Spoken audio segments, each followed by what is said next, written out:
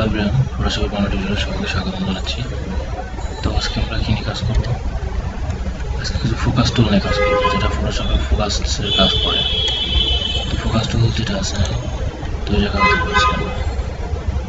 তো এখানে দেখেন আমি একটা ইমেজ ওপেন করছি, দেন এখানে আমি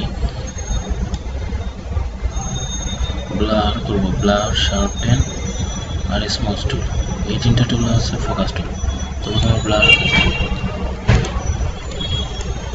ব্লার যেটা আছে এটা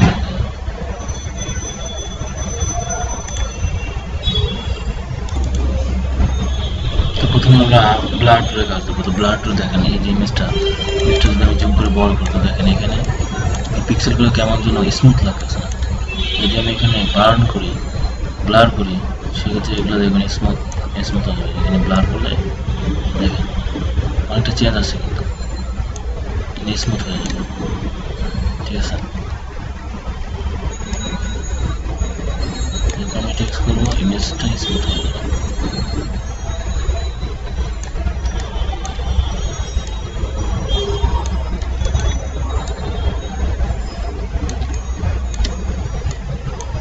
তো বার্নের কাজ এটাই যে ইমেজটাকে স্মুথ করা। হ্যাঁ, স্মুথ হয়ে যাচ্ছে।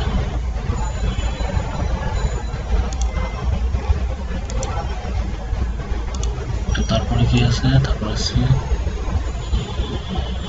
শার্পেন।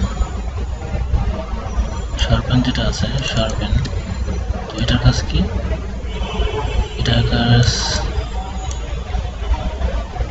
শার্প করে, ইমেজকে শার্প করা।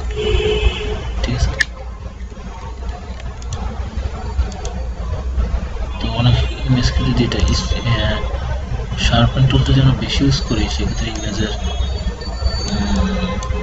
নষ্ট হয়ে যাবে। সেক্ষেত্রে আমরা অবশ্যই বুঝে শুনে শার্পেন ইউজ করবো। বাট শার্পেন তো যখন আমি ইউজ করবো তখন ওই যে শার্প হবে, ইমেজটা শার্প হবে। ঠিক আছে, তো তারপর কি আছে? স্মজ টুল। স্মজ টুল যেটা আছে, এটা এই টুলটা সাধারণত যেটা করে, অনেক সময় দেখি যে হেয়ারে অনেক স্টাইল দেওয়া হয়, চুলগুলো খাড়া করা থাকে। ঠিক আছে, তো সেই স্টাইল আর কি, স্টাইলগুলো এই শার্পেন টুল থেকে দেওয়া হয়ে থাকে। আমি এখান থেকে সিলেক্ট করলাম, আমি টান দিয়ে এটা বড় করে দিলাম, স্টাইল হয়ে যাচ্ছে।